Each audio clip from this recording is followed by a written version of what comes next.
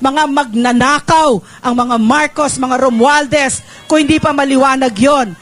Divorce attorney. Ay, hindi ako sang-ayon sa divorce dahil sabi nga sa ating saligang batas, Article 2, Section 12 of our Constitution, kinikilala yung pagiging sagrado or sanctity of family.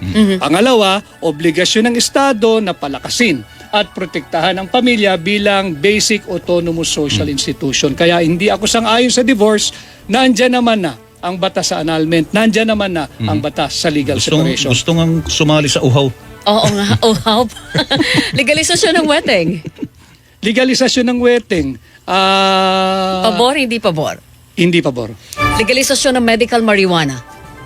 Depende. Eto, naman. Pagka ito ay hospital administered, pwede nating itulak.